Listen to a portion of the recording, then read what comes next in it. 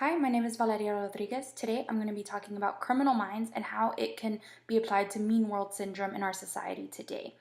Now, Criminal Minds is a drama series on CBS that follows the lives of fictitious FBI agents. They work for the Behavioral Analysis Unit and they follow criminals, rapists, serial killers, and they help track them down.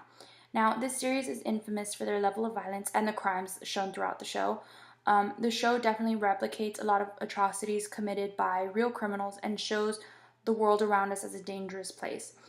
The series sort of makes America seem like if it's crawling with murderers and there's serial killers around every corner, and we should all just be on lookout all the time. And this show definitely reaches a lot of people. Viewers are able to access Criminal Minds through broadcast television and streaming services like Netflix. On average, they reach about 5 million viewers per episode between the ages of 18 and 49, men and women.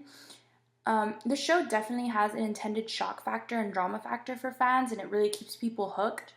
I personally am a huge fan and have been a huge fan of the show for a long time. However, after watching, you might find yourself feeling a little bit more paranoid and a bit fearful of our reality. And this can lead to the possibility of viewers developing Mean World Syndrome. Mean World Syndrome is something that is developed over time. It's being constantly exposed to violence in the media, whether it be through news, books, television shows, all of that kind of stuff. And it just kind of changes your perspective and your viewpoint of life over time. This can be detrimental to our society because we begin to become weary of the world around us. And when we're constantly exposed to this level of violence, we believe it's a surrounding reality. We start to believe the world is more dangerous than it actually is, and this can lead to negative stereotypes and paranoia. And these effects are definitely a dangerous coupling, especially in today's world. The message that Criminal Minds is reinforcing has definitely had an impact on my life and my communication behavior. So, for instance, I work downtown, and there are a lot of homeless people in the area. There are a lot of people coming and going. There's always a lot of people downtown walking around. And so, I personally now, when I walk downtown, I'm very aware of my surroundings. I try to keep a lookout at all times about, who's around me. Where's the nearest police officer? Do I have my phone? And, sometimes I even put my keys through my fingers just because you never know if something's going to happen. And I do all of this despite the fact that I've never been attacked in my life. Thank God, I've never had anything bad happen to me. But I still have this innate fear that something could happen, that there could be an attack, that someone could provoke me, something could happen. And I'm just going to make a few inferences as to how Criminal Minds could possibly have affected my behavior. So, for instance, the way I look at society around me.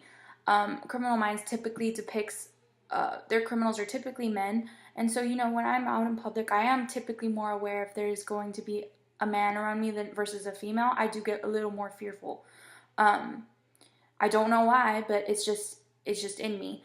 And another thing that I've also seen is I kind of have this belief that there is crime and violence kind of going on everywhere, and that might not actually be the reality, especially in San Antonio.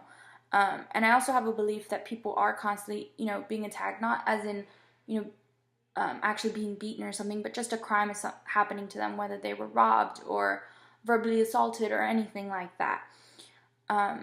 So these are just a few things that I think have definitely been impacted by my view on the world, which definitely has been changed because of the shows that I watch, like Criminal Minds. I've also learned throughout this experience that media consumption should be practiced in moderation, especially when it comes to violent content. My exposure to violent media caused me to feel a bit paranoid, scared, and defensive at times. Now that I've made some inferences, I will discuss how they can be transferred to other situations. So, for example, it's not just shows like Criminal Minds that depict these violent images and stuff like that. There's also news reports of violence that we're seeing on a daily basis. We're constantly being bombarded with reports of assaults and guns, and a lot of violent things have just been happening in the news, and we're constantly exposed to that. Kids are exposed to that, adults, everyone.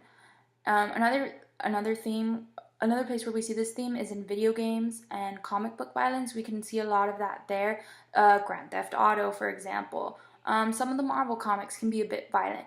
At the end of the day, these are all forms of media that we're all consuming that have violence and can lead to mean world syndrome.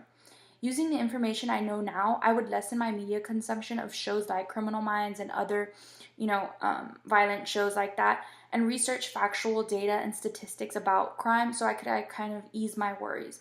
I would also try to open my communication more with strangers and try not to assume the worst of everyone. I believe this is something we all deal with in life. We're scared of opening up to people and trusting others because the risks can be very great when you open yourself up. But in conclusion, today's world can be a very scary place, but it's not all bad. We shouldn't be afraid of new experiences, and we should try to open ourselves up to others. We are constantly exposed to violent media and may not realize how it's affecting our daily behavior, but we should try to discover the world for ourselves and not depend on what we see on a book or on a screen.